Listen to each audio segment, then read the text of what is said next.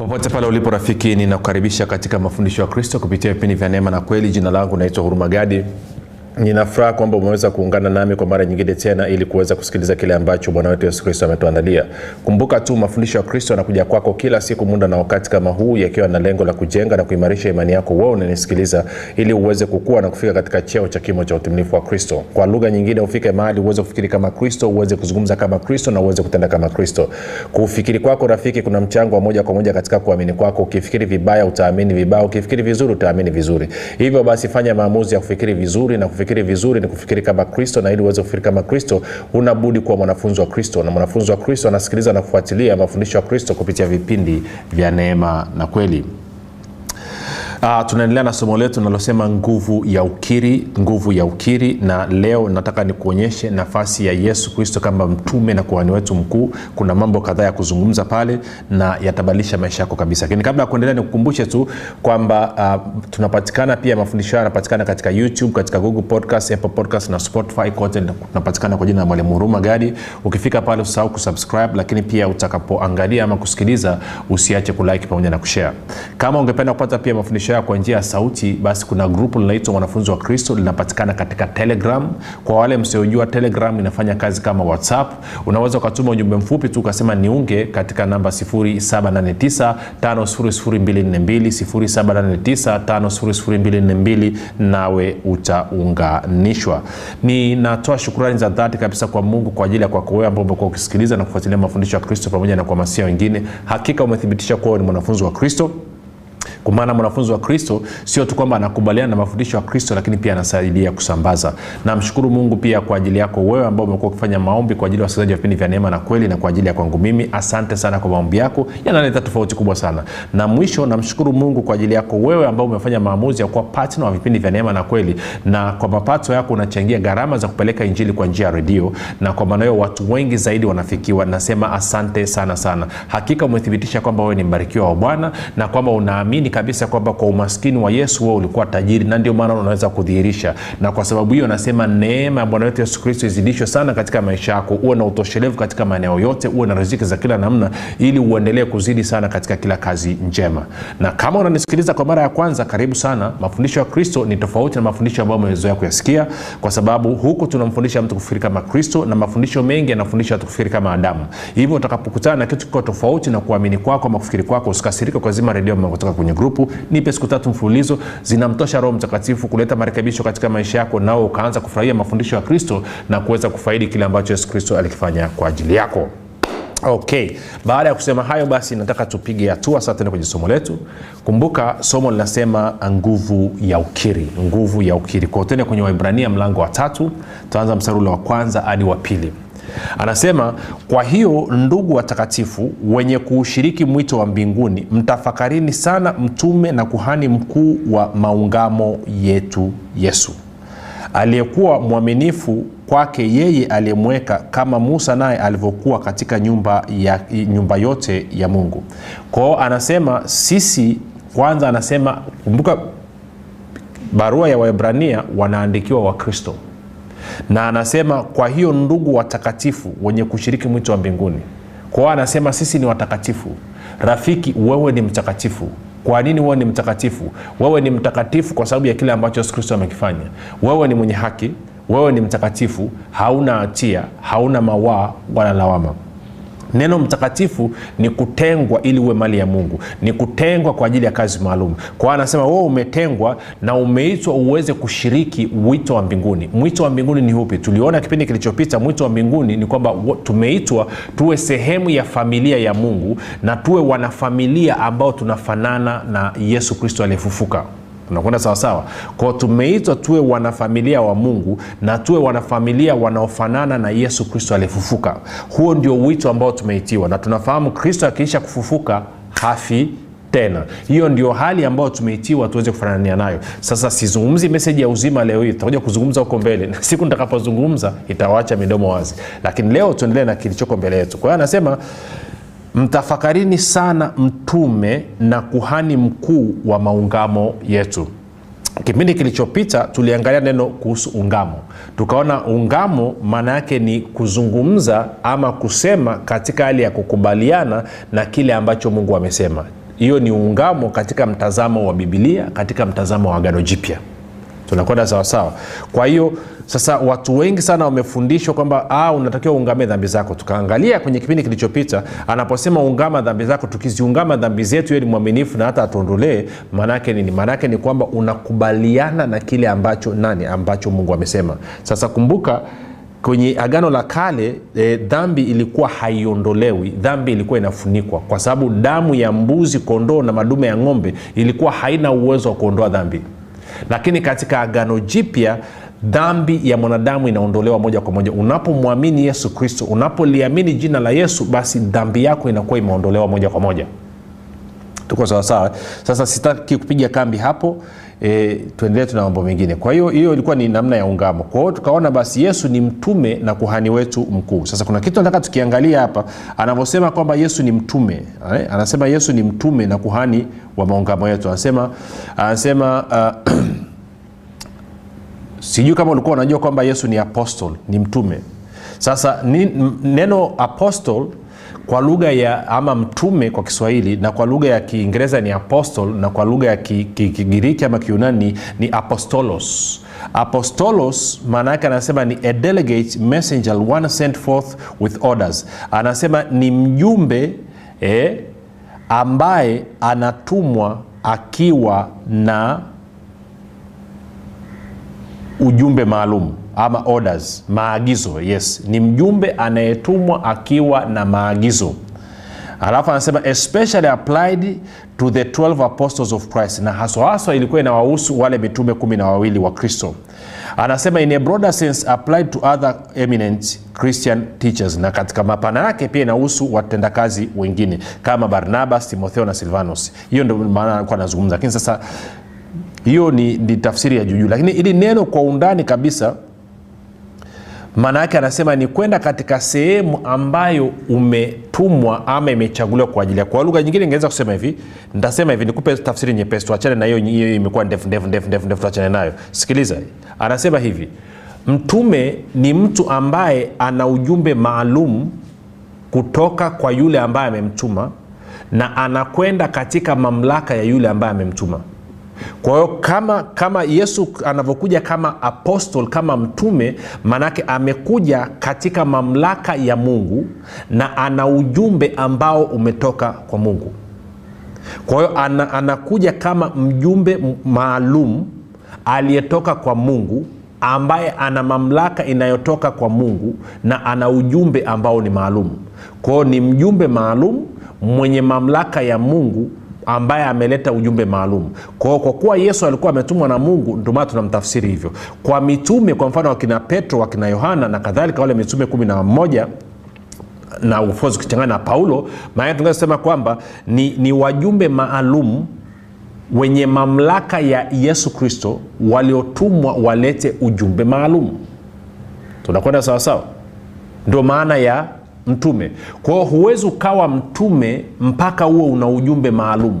Na kwa bahati mbaya leo hii tuna watu wengi sana wanajiita ni mitume, lakini ukimuuliza ana message gani maalum, ana ujumbe gani maalum ambao amepewa na Mungu, hana.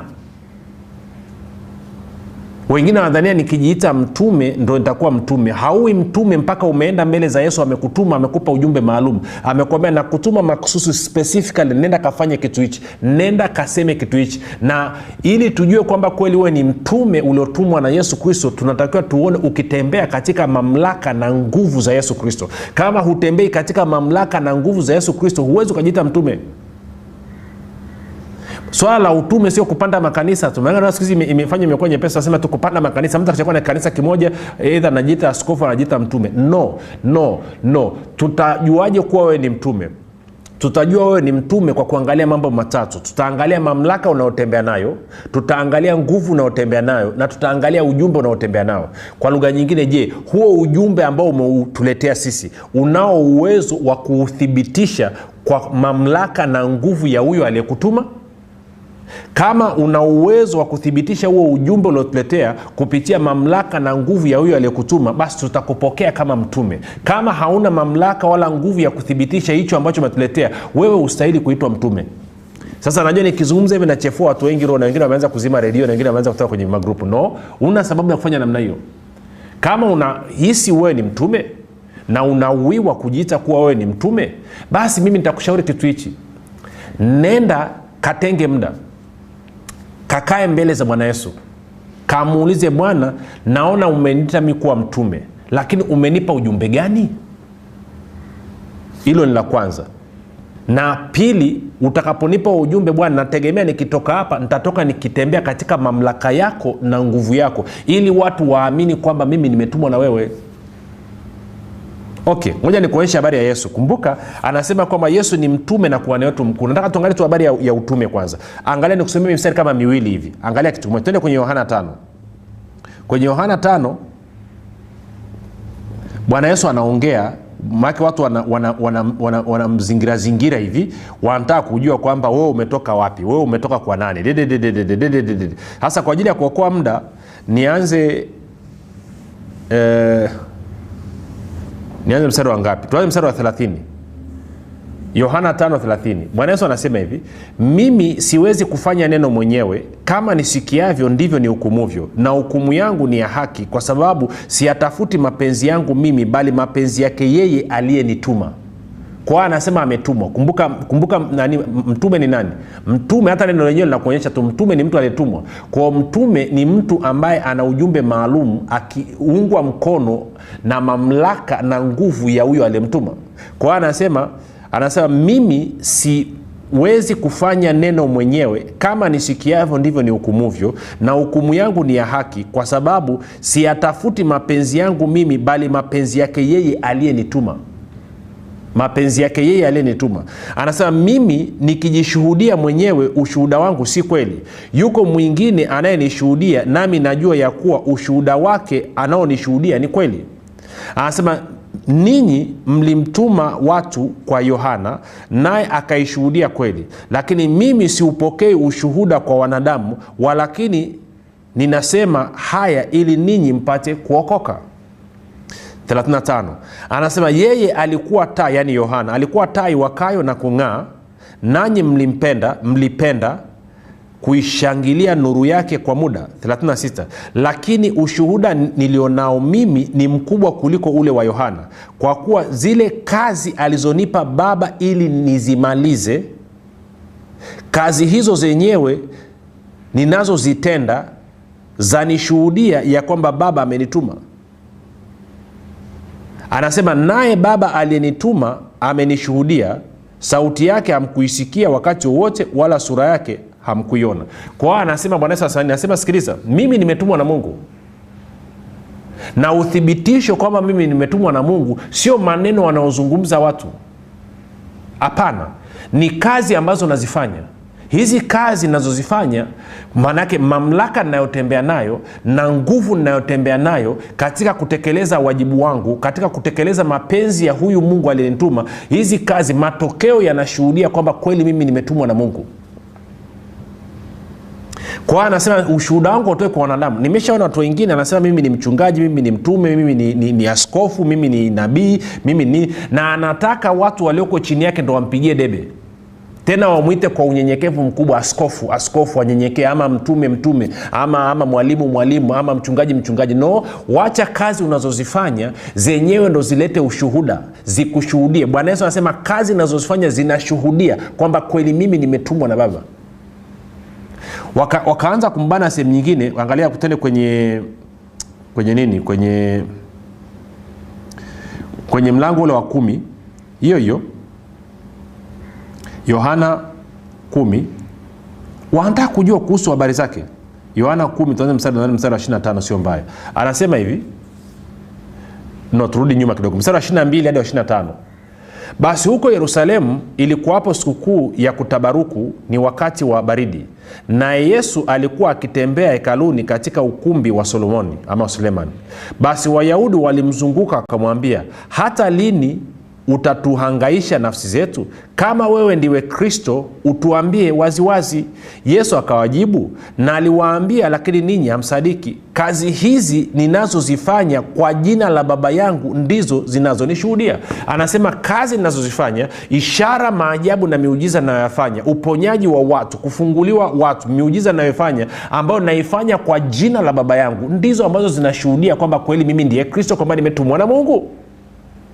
Na kwa maana hiyo leo hii nikisimama nikasema mimi ni mtume, ama naposema mimi ni mwalimu, kwa mfano nasema mimi ni mwalimu, nasema ngoja nijizungumzie mimi sijawahi kujiita ni mwalimu hata siku moja. Watu ndo walianza kujiita mwalimu. Mimi siku zote, sikiliza vipindi vyangu navyoanza, nasema jina langu naitwa Huruma Gadi. Sawa? Labda kwenye mafunzo sasa utasema mwalimu kwa sababu umezoea kujiita mwalimu, lakini sijawahi hata siku moja. Kwa nini? Kazi ninazozifanya zinatakiwa zinishuhudie kwamba mimi ni nani? Ni mwalimu. Sasa mwalimu ni mtu wa namna gani kibiblia? Kwa mfano Bwana Yesu naye aliitwa mwalimu. Tena tukaangalia Yohana mlango wa 3. Yohana mlango wa 3. Alafu tunaanza mstari wa kwanza mpaka wa 2. Anasema basi palikuwa na mtu mmoja wa Mafarisayo, jina lake Nikodemo, mkuu wa Wayahudi. Huyo alimjia Yesu. Alimjia usiku akamwambia, Rabi, twajua ya kuwa mwalimu umetoka kwa Mungu, kwa maana hakuna mtu awezaye kuzifanya ishara hizi uzifanyazo wewe isipokuwa Mungu yuko pamoja naye. Kwa hiyo anasema huwezi ukawa mwalimu mpaka uweze kufanya ishara, maajabu na miujiza. Sio maneno yangu, ni maneno ya Biblia. Kwa hiyo unaposema mimi ni mtume ama mimi ni mwalimu ama nini, lazima uwe na uthibitisho wa mamlaka inayokuunga mkono na wa nguvu inayokuunga mkono, kwamba huyo unayedai umetumwa kutoka kwake lazima aweze kukuunga mkono na mamlaka yake na aweze kukuunga mkono na nguvu yake. Kinyume cha hapo hujatumwa na huyo. Kwa hiyo Biblia inasema kwamba Yesu ni mtume na kuhani mkuu wa maungamo yetu. Maana yake inasema kwamba ametumwa na Mungu. Na tukiangalia historia na rekodi ya maisha ya Yesu tunaona ni hivyo. Ngoja nikuonyeshe sehemu nyingine moja, hii habari ya mtume kidogo. Sio mbaya tu, gonge kidogo. Twende kwenye Warumi mlango wa kwanza. Nianze mstari wa kwanza, tutaanza mpaka kwenye mstari kama wa 5 hivi. Anasema Paulo, mtumwa wa Kristo Yesu, aliyeitwa kuwa mtume na kutengwa aihubiri injili ya Mungu. Kwa anasema ameitwa ili awe mtume na akatengwa ili awe mtume, aliyeitwa kuwa mtume na kutengwa aihubiri injili ya Mungu. Tuko sawa sawa? Anasema ambayo Mungu amekwisha kuiahidi kwa kinywa cha manabii wake katika maandiko matakatifu. 3, yaani habari za mwanawe aliyezaliwa katika ukoo wa Daudi kwa jinsi ya mwili, na kudhihirishwa kwa uweza kuwa mwana wa Mungu kwa jinsi ya Roho ya utakatifu, kwa ufufuo wa wafu, Yesu Kristo Bwana wetu, ambaye katika yeye, sikia hiyo, ambaye katika yeye tulipokea neema na utume, ili mataifa yote wapate kujitiisha kwa imani kwa ajili ya jina lake, ambalo katika hao ninyi mmekuwa wateule wa Yesu Kristo, kwa wote walioko Rumi, wapendwao na Mungu, walioitwa kuwa watakatifu. Sasa angalia Paulo anasema, sasa mimi ni mtume, nimetengwa ili nihubiri habari njema ya Mungu, na hii habari njema ya Mungu inamhusu mwanawe ambaye ni nani? Yesu Kristo. Hiyo ndio ilikuwa mission yake, ameitwa kumhubiri Yesu Kristo, ndio kitu alichotumwa. Tuko sawa sawa? Na anasema mstari wa 3 kwamba tumepokea neema na utume. Angalia mstari wa 3. Mstari wa 3 anasema kwamba yaani habari za mwanawe aliyezaliwa katika ukoo wa Daudi kwa jinsi ya mwili. Mstari wa 4, na kudhihirishwa kwa uwezo kuwa mwana wa Mungu kwa jinsi ya Roho ya utakatifu, kwa ufufuo wa watu wa wafu, Yesu Kristo Bwana wetu. Mstari wa 5 sura ndio kwa ambaye katika yeye tulipokea neema na utume ili mataifa wapate kujitiisha kwa imani. Tulipokea neema na utume ili mataifa wapate kujitiisha kwa imani. Ili uweze kutii lazima ukutane na mamlaka iliyo kubwa kuliko ya kwako. Kwa hiyo sasa tumepokea neema na utume ili mataifa wapate kujitiisha kwa imani katika jina lake. Tunaenda sawa sawa rafiki? Kwa hiyo mtume Yesu alikuja akiwa ana mamlaka na nguvu za Mungu, na baada ya hapo ametuma wengine wakaenda katika mamlaka na nguvu za Kristo. na kwa maana hiyo wanafanya kazi za Kristo, na wanapozungumza ule ujumbe aliotumwa na Kristo, na ujumbe aliotupa nini? Sasa nendeni mkahubiri injili ya ufalme wa Mungu kwa viumbe vyote. Nendeni mkahubiri injili, habari njema. Kwa hiyo tunaweza tunazungumza habari ya ufalme wa Mungu, ama tunazungumza habari za Kristo mwenyewe kama ambavyo Paulo alikuwa akifanya. Na kwa maana nitakapofanya hivyo, wakati nazungumza, basi natarajia mamlaka ya Yesu Kristo na nguvu za Yesu Kristo, ambayo ni mamlaka kutoka kwa Mungu na ni nguvu kutoka kwa Mungu, iniunge mkono, kwamba niwe na udhihirisho wa kutosha na uthibitisho wa kutosha kwamba kweli nimetumwa kutoka kwa Mungu. Kama siwezi kufanya hivyo, sistahili. Rafiki, ningekuwa mimi Huruma Mathayo Gadi, siwezi kufanya ishara, maajabu na miujiza kama ambavyo Biblia inasema mwalimu anatakiwa afanye, nisingejiita mwalimu. Nisingekubali watu waniite mwalimu, ningekataa. Lakini kwa kuwa nina uwezo wa kufanya ishara, maajabu na miujiza, na kwa kuwa nafundisha neno la Mungu, kwa watu wanaposema wewe ni mwalimu, nakubali, kwa sababu vigezo vya kibibilia vinaonekana. Sasa nilisema nipigie mstari hiyo. Najua kuna watumishi mtasikia mnanuna kidogo, usijali. Lakini pia nawasaidia washirika wengine watakatifu wa Bwana Yesu Kristo waweze kujua. Sio kila mtu akija kwambia tu mimi ni mtume, mimi ni askofu, mimi ni nabii, unakubali tu. Matunda yako wapi? Mti utambulikana kwa matunda. Wacha matunda yamtangaze mtu. Tuko sawa sawa? Nishazunguka sehemu mbalimbali, unaenda wengine wanaita mwalimu. Naomba wakati fulani nilienda Msumbiji, yule bwana akawa ananiita mtume wa neema. Kwa nini ananiita mtume wa neema? Kwa sababu huyo mchungaji ndio nilianza kumfundisha neema, nikaleta message ya neema ya Bwana wetu Yesu Kristo katika maisha yao. Kwa akasema wewe ni mjumbe maalum, umetumwa na Mungu, umetuletea neema ya Mungu. Na kweli baada ya kunifundisha habari ya neema ya Mungu, huduma yangu imebadilika na maisha ya watu wangu yamebadilika. Kwa mimi nitakuita wewe ni mtume wa neema. Kwa aliniita kwa sababu ya kazi aliyokuwa ameiona, kwa sababu ya matokeo aliyokuwa ameyaona. Na sehemu nyingine nimeenda nikazungumza na watu mambo yao ya ndani kabisa, akasema kwangu wewe ni nabii. Kwa nini anasema wewe ni nabii? Kwa sababu nimezungumza mambo ambayo anafahamu ni nabii peke yake ndio anaweza kuzungumza. Tunakwenda sawa sawa. Na sehemu nyingine nikaenda, wengine wanaita mchungaji. Hapo kuna walakini kidogo. Wengine wananiita walimu. Lakini sehemu nyingine pia nimeenda wananiita askofu. Mimi sijai kuwa askofu hata siku moja, lakini wananiita askofu. Kwa sababu gani? Kwa sababu wanaona kuna watu wako chini wananisikiliza, kuna makanisa ambayo nimepanda na kadhalika. Kwa sina tatizo watu wakikuita jina fulani kwa sababu ya kazi ambazo Mungu anatenda kupitia wewe, ni sahihi. Lakini usijipachike jina tu wakati una uthibitisho. Kwa hiyo nitamalizia kusema hivi. Bwana Yesu ni mtume na kuhani mkuu wa maungamo yetu. Maana yake ni kwamba ametumwa na Mungu akiwa ana mamlaka na nguvu ya Mungu ya kuthibitisha huo ujumbe maalum ambao ametuletea. Tunakwenda sawa sawa? Na tunafahamu ujumbe maalum aliotuletea alikuwa anazungumza habari ya uzima wa milele na habari ya ufalme wa Mungu. Na kwa maneno, ninapomwamini Yesu Kristo napokea uzima na inanisababisha mimi kuingia ndani ya ufalme wa Mungu. Na kwa maana kwa kuwa nimepokea uzima na nimeingia ndani ya ufalme wa Mungu, kuzungumza kwangu sasa hivi inabidi kubadilike. Nianze kuzungumza kwa kukubaliana na hiyo hali mpya ambayo nimeipata baada ya mimi kuzaliwa mara ya pili.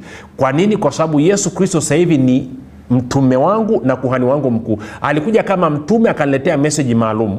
Nilivyoisikia huo ujumbe akauthibitisha kwa mamlaka na nguvu iliyokuwa ikiambatana naye, na nilipomwamini nikazaliwa mara ya pili, nikaingia ndani ya ufalme wa Mungu. Na kwa kuwa nimeingia ndani ya ufalme wa Mungu nao uzima, na maneno ninayozungumza sasa hivi yanatakiwa yaachilie uzima, yaachilie baraka na yaachilie mema.